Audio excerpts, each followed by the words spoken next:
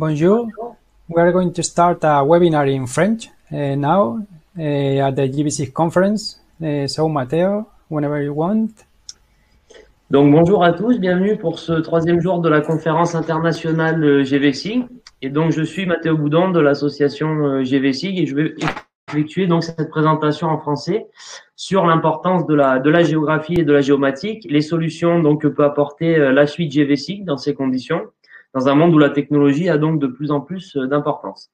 Donc si vous avez des questions à poser au cours de la présentation, n'hésitez pas donc à utiliser pour cela le chat à droite de l'écran.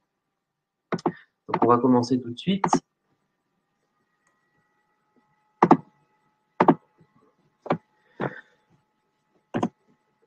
Donc, nous allons d'abord aborder une première partie sur finalement l'importance de la dimension géographique dans le monde actuel. Et nous allons donc voir en fait pour que plus de 80% de l'information que gère une administration publique aujourd'hui a une représentation spatiale, donc finalement un aspect géographique. Donc, la gestion de l'information aujourd'hui, avec une dimension géographique, nous aide à connaître la réalité. Donc, il est important de savoir que connaître cette information égale donc gérer cette information. Donc, la composante géographique est un attribut fondamental de l'information.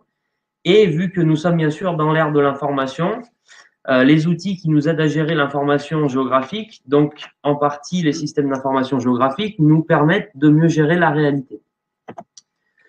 Donc, je vais vous présenter quelques aspects en fait qui concernent les systèmes d'information géographique.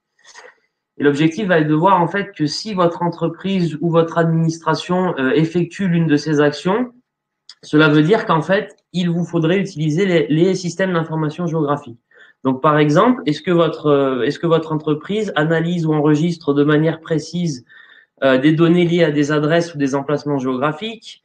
Est-ce que l'objectif de votre entreprise est d'analyser des types de sols ou d'autres analyses géologiques? Est-ce que ça peut être, par exemple, d'identifier, de contrôler, prévoir ou finalement anticiper une catastrophe humaine ou naturelle?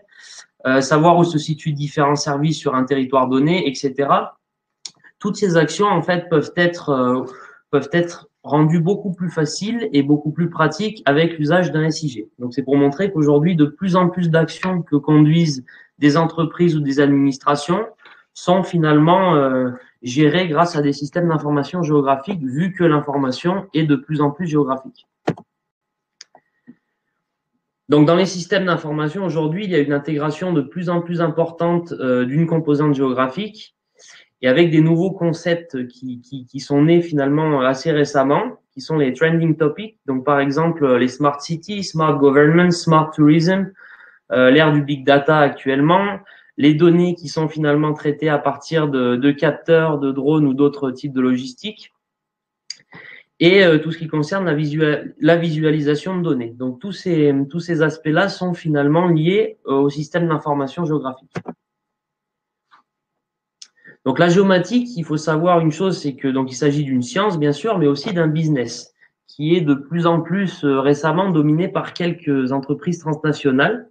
Donc, par exemple, pour ne citer qu'une des plus connues, on pourrait parler d'Esri, par exemple, et qui est donc un système finalement où la concentration des connaissances qui concernent donc la géomatique se rapproche énormément de la concentration du capital. Donc, il y a finalement une dépendance technologique importante. Et ces grandes entreprises transnationales, donc par exemple Esri, utilisent donc un système où sont dans un système où le modèle est assez injuste, où c'est basé beaucoup sur la concurrence, les asymétries, etc., qui est basé aussi sur la spéculation avec le savoir, et finalement avec une espèce, comme je le disais, de concurrence, de rivalité avec d'autres entreprises et une absence de solidarité. Donc finalement, le modèle de l'association GVSIG est assez novateur et différent, puisqu'il s'appuie en fait sur le savoir partagé. Donc concernant la collaboration avec les systèmes d'information géographique, la question à se poser est comment être plus fort, comment être plus efficace. Donc dans le monde de la technologie, il y a différents types de collaboration, donc le software libre, donc les logiciels libres, avec des différentes libertés, droits d'usage, des améliorations, etc. Une indépendance pour planifier un développement technologique. une prise de conscience concernant donc la faiblesse, ce qui signifie donc en fait rendre le cœur technologique de nos organisations dépendant de fournisseurs uniques, ce qu'on essaye de plus en plus d'éviter. Le pari sur la collaboration, qui est de plus en plus vecteur d'efficacité, de réutilisation, de souveraineté, et de changer les dépenses improductives en licence pour investir dans le développement productif. Donc c'est finalement autour de ces axes-là que la collaboration va s'effectuer dans le monde de la technologie. Donc concernant les liens entre la notion de collaboration et GVSig, donc comme je le disais, il s'agit d'un nouveau modèle productif où finalement l'objectif va être de redistribuer le savoir, de partager le savoir, concernant donc les technologies de l'information, dans notre cas géographique. L'objectif est donc de ne pas donner un monopole à certaines entreprises, mais donc de partager le savoir accumulé entre les différentes entités, et donc de le partager en réduisant par exemple les injustices ou les asymétries. Donc pour faire un point assez rapidement sur notre entreprise, l'association GVSig, donc elle est née en 2010 dans le cadre du projet GVSig. Elle est composée donc par deux types d'entités qui sont donc les entreprises et les entités non entrepreneuriales qui sont les partenaires d'honneur. Donc il y a beaucoup de collaborateurs et distributeurs et l'entreprise a un aspect très international avec des références et des clients dans plus de 30 pays. Et notre logiciel est donc utilisé aujourd'hui dans plus de 160 pays. Donc ce qui fait que notre entreprise a un aspect très international. Donc, nous participons également aux principaux forums et organisations qui sont liés au SIG, donc par exemple au SGO, Inspire, Geo4all. Et donc, nous sommes de plus en plus une référence dans ce modèle de savoir partagé concernant les systèmes d'information géographique. Donc, l'entreprise a également reçu beaucoup de reconnaissances internationales, de prix internationaux. Donc, pour n'en citer que quelques-uns, le prix Europa Challenge remis par la NASA en 2015, 2016 et 2017. Pour GVSig Desktop et GVSig Online, que je développerai plus tard dans cette présentation. En 2017, le premier prix pour la Cross-Border Category et le Sharing and Reuse Awards de la Commission européenne. Le prix de l'excellence internationale donné par l'Union professionnelle de Valencia. Et pour citer le plus récent obtenu, donc cette année en 2020, par la presse économique espagnole, donc le prix de l'innovation, de la durabilité et de la qualité du réseau pour l'entreprise. Donc maintenant, je vais aborder la suite GVSig et je vais vous présenter donc quels services liés au système d'information géographique sont fournis par l'entreprise GVSig Association. Donc pour donner un bref aperçu du catalogue de solutions GVSig, donc nous avons 4 services différents à fournir. Donc le premier GVSig Desktop qui est donc un SIG corporatif. Donc, qui est finalement un logiciel de traitement SIG qui inclut tout type d'extension pour l'édition avancée, l'analyse, le géotraitement et bien d'autres types de travaux que l'on peut effectuer sur ce logiciel. GVSig Online, qui est une solution pour infrastructure de données spatiales en ligne, qui est donc un site internet. Pour celui-ci, alors la grande différence avec GVSig Desktop, c'est qu'il faut donc un compte pour pouvoir gérer toutes ces données sur GVSig Online. Donc, pour cela, il faut contacter l'entreprise. GVSig Mobile, qui est donc un SIG mobile, qui est une application qui est un peu plus orientée sur la capture de données sur le terrain. Et GVSig Maps, qui est donc une structure pour le développement d'applications mobiles avec donc des composantes géographiques. Donc, les composantes d'un SIG, de façon basique, il y en a donc 3 grandes. Donc, il y a l'infrastructure de données spatiales, avec donc les bases de données qui sont reliées à cette infrastructure de données, les serveurs de cartes, les géoportails, les catalogues, etc. Le SIG corporatif, donc qui est donc le logiciel SIG un peu plus basique que l'on peut connaître, avec toutes les opérations que j'ai décrites lors de la diapositive précédente, et le SIG mobile. Donc, cette diapo pour vous montrer qu'en fait, la suite GVSig possède en fait toutes les composantes requises dans un SIG. Donc, GVSig Online et l'infrastructure de données spatiales en ligne. GVSig Desktop est donc le SIG corporatif et GVSig Mobile et GVSig Maps sont donc les SIG mobiles. Donc, c'est finalement tous ces éléments qui composent la suite GVSig. Donc, le premier des produits que je vais donc décrire est donc GVSig Online. Donc GVC Online, qu'est-ce que c'est? Donc c'est, comme je l'ai dit, c'est une plateforme intégrale pour l'implantation d'infrastructures de données spatiales. Donc il s'agit d'une solution rapide et relativement puissante pour gérer de manière très efficace les données spéciales d'une organisation, qui vous permet de créer différents projets en fonction de ce que vous souhaitez représenter et qui permet donc de partager facilement, c'est l'un des grands avantages de GVC Online, l'information géographique dans le cloud, de générer des cartes et des applications grâce à des outils d'administration relativement simples et puissants. Donc, il y a un autre avantage qui est la génération illimitée de géoportails et de visualisateurs de cartes. Donc, qui vous permet donc de créer un nombre assez important de projets et de gérer un grand nombre d'informations et de données. Et il s'agit donc de composantes 100% libres en open source, donc les bases de données, les serveurs de cartes, les serveurs 3D, les applications mobiles, etc. Donc, il s'agit d'une solution intégrale libre et interopérable, ce qui est un grand avantage. Donc GVC Online, pourquoi? L'avantage, c'est, pour le dire simplement, de transformer les problèmes en solutions, de donner finalement une indépendance technologique aux entreprises qui veulent finalement traiter toutes ces données, représenter ces données de façon différente. Comme je l'ai dit lors de la diapositive précédente, il n'y a pas de restriction, pas de limite lors de l'importation des projets, ce qui permet donc d'avoir beaucoup de projets à traiter en même temps et pour différents types de données. Une mise en œuvre rapide, donc comme je l'ai dit, il suffit de contacter l'entreprise pour finalement accéder à un portail sur GVC Online et pouvoir donc ensuite effectuer tous les travaux. Et l'avantage est que l'usage est relativement facile sur ce type de plateforme. Donc pour présenter rapidement comment fonctionne la plateforme GVC Online, vous avez ici l'écran d'accueil une fois que vous avez votre compte GVC Online pour pouvoir effectuer les différents projets. Donc, vous avez ici les différents services qui vous sont proposés. Vous avez ici deux types de projets, donc les projets publics et les projets privés. Donc, vous êtes finalement, une fois que vous accédez à GVC Online, la personne qui gère ces projets, qui définit si les projets sont publics ou privés. Donc, public, par exemple, pour que les citoyens d'une municipalité ou que les employés, par exemple, d'une administration puissent accéder au projet, ou la liste des projets privés, donc qui est celle que vous effectuez dans un premier temps pour vous et que vous pouvez ensuite passer en public en fonction de l'audience que vous souhaitez dans ces projets. Donc vous avez différents, comme je l'ai dit, types de services avec donc la symbologie. Vous pouvez donc changer les symbologies des couches que vous importez sur GVC Online, le gestionnaire de fichiers qui vous permet donc de gérer le nombre de fichiers que vous importez, de les trier de manière assez claire pour pouvoir effectuer donc tous ces projets. Et les différents services qui sont donc les autres services qui sont donc les groupes de couches et finalement les services qui vous permettent de gérer les différentes couches que vous importez sur un projet.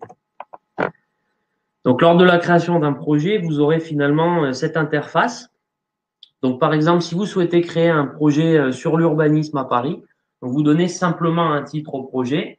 Vous pouvez ici définir si le projet est public ou non, comme je l'ai décrit donc sur la diapositive précédente. Vous pouvez donner une description rapide du projet pour pouvoir expliquer assez rapidement ce dont il s'agit. Vous pouvez ici sélectionner quels éléments vous souhaitez montrer dans votre projet. Donc par exemple, ça peut être simplement les couches, la carte avec les couches. Ça peut être également la table des contenus qui vous présente le nombre de couches que vous avez, etc. Vous pouvez importer une image pour rendre votre projet un petit peu plus personnalisé. Ensuite, toujours concernant la création d'un projet, vous avez les différents outils qui sont mis à votre disposition lors de la création du projet. Donc, par exemple, les outils de mesure, les outils concernant l'information des caractéristiques, les outils de zoom, etc. Et vous avez ici les groupes de couches, donc qui vont être les différentes couches que vous pouvez ajouter ou lier à votre projet. Donc, en cliquant tout simplement sur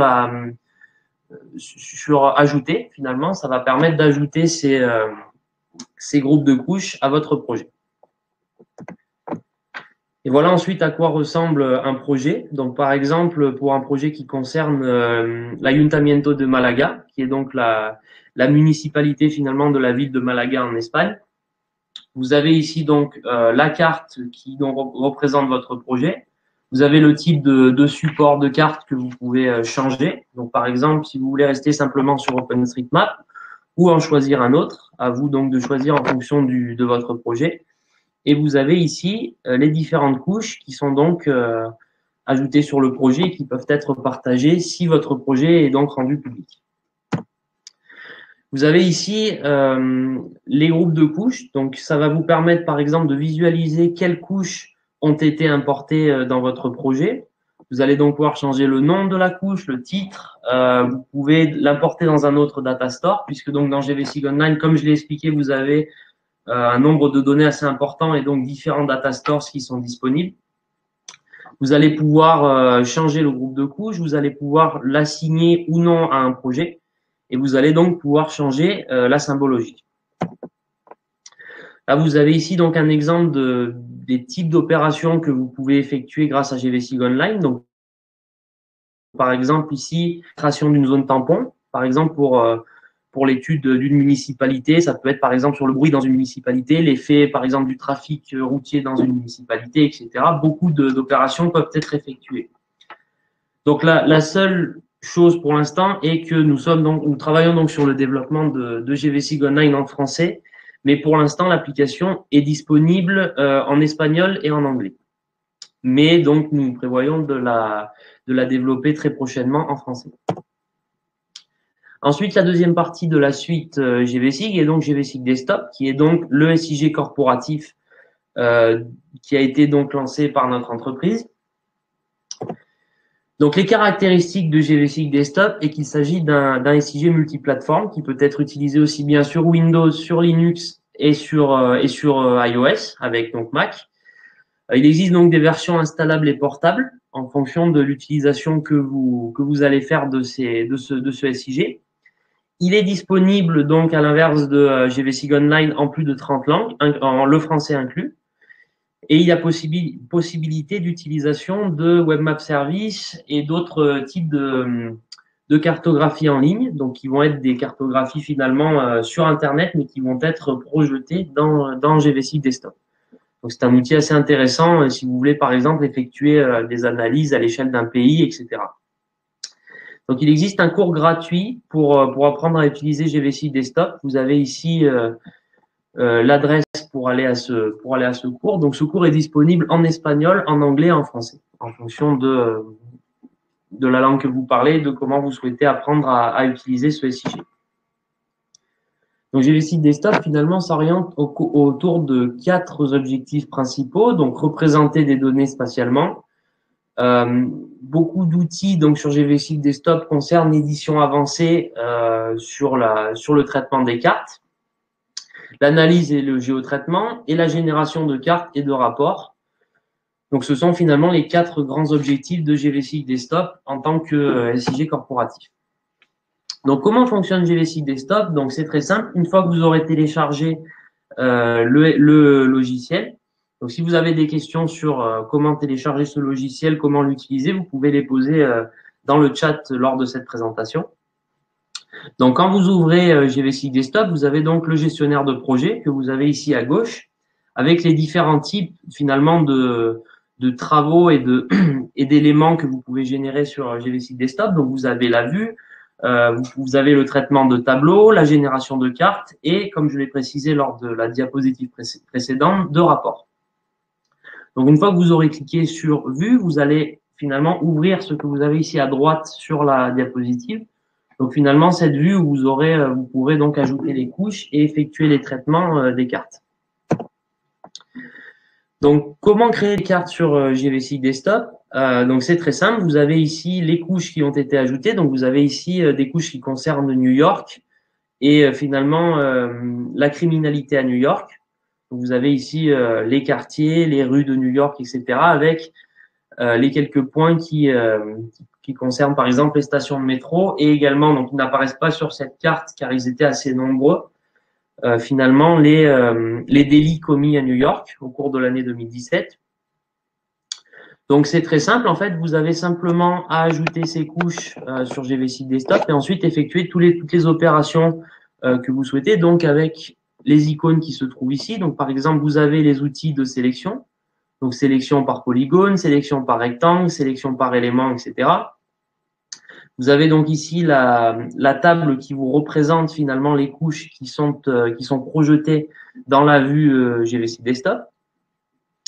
Vous avez également l'onglet outils que l'on va aborder après avec notamment un outil très intéressant, un ensemble d'outils très intéressants qui s'appelle donc la boîte à outils. Vous avez ici, quand vous cliquez droit sur le nom d'une des couches, vous allez avoir le menu table attributaire qui va apparaître. Donc voilà ce que vous aurez. Par exemple, ici, pour la couche des délits commis à New York, vous avez donc la localisation, la date, l'heure, etc. Donc avec beaucoup d'informations en fonction des données que vous voulez traiter. Vous avez ici une fonction, par exemple, lorsque vous voulez sélectionner un élément dans la table attributaire, vous avez la fonction requête que vous avez ici. Donc, par exemple, si vous souhaitez ne représenter qu'un seul type de délit dans la communauté urbaine de New York, vous sélectionnez donc le nom du délit que vous souhaitez représenter. Donc, par exemple, si vous souhaitez ne représenter que les cambriolages ou les vols, etc., les vols dans les espaces publics, vous sélectionnez finalement le nom du délit qui a été commis et vous pouvez donc sélectionner de manière plus simple, vous pouvez affiner finalement ce que vous souhaitez représenter, le type de données que vous souhaitez représenter. Donc l'exemple que je vous donne concerne la criminalité, mais cela peut s'appliquer à de nombreux types de travaux en fonction de ce que votre entreprise travaille sur et sur le type de données que vous représentez. Ensuite, vous avez donc la fonction dont je vous parlais précédemment, qui est la boîte à outils. Donc, la boîte à outils, c'est un ensemble d'outils de géotraitement qui sont disponibles sur GVC Desktop. Donc, par exemple, vous pouvez effectuer des analyses par carroyage en fonction des quartiers. Vous pouvez utiliser des analyses avec le centre médian, avec le centre moyen, etc. Faire également des analyses spatio-temporelles. Vous avez un grand nombre d'outils, aussi bien sur les couches raster que les couches vecteurs. Vous avez des outils qui ne concernent que les couches lignes, les couches points, les couches polygones. Donc, en fonction des données que vous aurez envie de traiter ou que vous devrez traiter, il suffira donc de choisir en fait les outils qui correspondent le mieux aux couches que vous importez et donc effectuer des analyses très différentes et qui peuvent être très précises en fonction de ces travaux. Donc GVC Desktop a différentes versions qui sont finalement mises en service assez régulièrement. Donc la version actuelle est la version 2.5.1 avec donc sur cette nouvelle version des nouvelles fonctionnalités, des nouvelles caractéristiques qui sont mises en service. Donc par exemple pour cette version, vous avez de nouvelles méthodes de sélection qui s'ajoutent aux méthodes basiques que vous aviez sur les versions précédentes, par exemple la 2.4. La fonction comparaison de cartes de chaleur, donc vous pouvez sur GVC Desktop finalement générer des cartes de chaleur si vous souhaitez représenter la densité d'un élément sur une carte. Et vous pouvez donc maintenant effectuer des comparaisons entre différentes cartes de chaleur. La requête d'angle, donc c'est un nouveau type finalement de sélection par requête que vous pouvez effectuer en utilisant les différents angles qui sont représentés sur une carte. Et un autre de ces éléments est l'exportation de champs virtuels comme valeur. Donc, si vous avez des questions concernant ces nouvelles caractéristiques, de nouveau, n'hésitez pas à les poser. L'application ensuite GVSig Mobile. Donc, GVSig Mobile, c'est finalement un SIG mobile qui permet, comme je l'ai dit, de se centrer sur la capture de données sur le terrain. Donc, par exemple, si vous souhaitez, si vous êtes hors de votre entreprise ou hors de chez vous et que vous souhaitez finalement capturer des données pour ensuite générer de l'information géographique et éventuellement la charger ou l'éditer sur GVSig Online ou GVSig Desktop, ce qui est possible, qui est l'un des grands avantages de la suite GVSig. Si vous souhaitez donc consulter les données sur le terrain, qu'elles soient raster, vecteur, vous pouvez également avec GVSig Online utiliser différents supports de cartes, incluant les WMS, donc des cartes en ligne qui vous permettront d'effectuer des analyses de nouveau assez précises avec des cartographies de nombreux types et elles aussi très précises.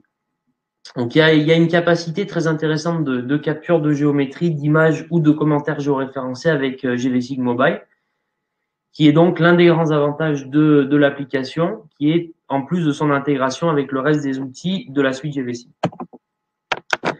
La dernière application de GVSig de l'entreprise est GVSig Maps.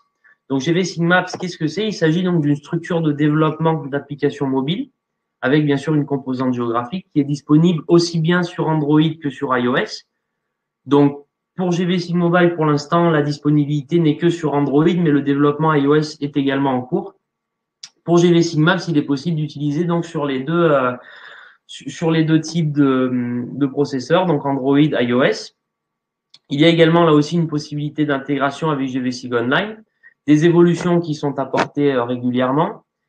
Et sur les premiers produits de cette application qui est très récente, puisqu'elle date de l'année dernière, des applications d'alerte d'urgence. Par exemple, si vous souhaitez mettre en place des alertes concernant les risques d'incendie, par exemple, dans une municipalité, vous pouvez donc créer ces alertes et être alerté donc en cas de risque élevé, etc. L'application de fréquentation des plages dans le cadre de la Covid-19. Donc, certaines municipalités de la région de Valencia en Espagne ont fait appel à l'entreprise pour mettre en place finalement cette application dans leur gestion de l'accès aux plages et de la publication de géoportails sur la sécurité des plages en fonction de la fréquentation par rapport à la capacité totale des plages. Donc, c'est un exemple des types d'applications qui peuvent être mises en place grâce à GVSig Maps. En plus donc des applications d'infrastructures touristiques, etc. Donc en conclusion, la suite GVSig nous permet donc d'avoir un logiciel libre, puissant, développé par une association internationale, avec, comme je l'ai dit, un modèle assez novateur finalement de partage de connaissances, de partage de savoir, avec un support professionnel, des clients dans plus de 30 pays, et finalement le plus important, en constante évolution, basé, comme je l'ai dit, sur un modèle de savoir partagé. Donc, ce qui permet finalement de créer de nouvelles interactions, de développer le type de projets qui sont mis en service et de développer bien sûr la variété de notre clientèle. Donc, il s'agit d'une suite très intéressante qui est assez novatrice dans le monde des SIG, qui peut être assez de temps en temps assez inégale. Donc, si vous souhaitez nous suivre sur différents réseaux sociaux, donc Facebook, par exemple Twitter, LinkedIn, ou simplement nous contacter si vous avez des questions, si vous souhaitez par exemple mettre en service pour votre entreprise ou votre administration GVSig Online, nous contactez donc à l'adresse info@gvsig.com. Le blog GVSig, dont vous avez l'adresse ici, pour être à jour sur les dernières informations de l'entreprise et sur les services qui sont mis en ligne ou les actions qui sont conduites par l'entreprise. Et bien sûr, donc le site de l'entreprise pour plus d'informations. Donc, c'est donc la fin de cette présentation. Donc, si vous souhaitez suivre la prochaine présentation qui va concerner donc la cartographie digitale sur le terrain, qui sera donc celle-ci en anglais, restez donc connectés. Dans une petite demi-heure, la prochaine présentation. Merci beaucoup de votre attention et à très bientôt, je l'espère. Merci beaucoup, Matteo. If there is any question, you can ask in French at the chat, and Matteo will reply.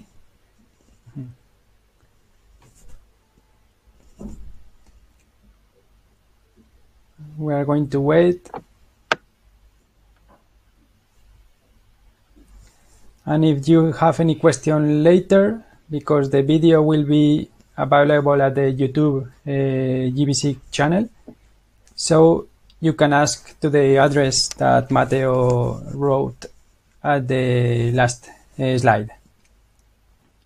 Okay, there isn't any question, so we are going to finish this presentation. Sorry for speaking in English, not in French. We are going to finish this presentation and we will invite you to the next one. There are 2 more presentations, so thank you very much. Thank you.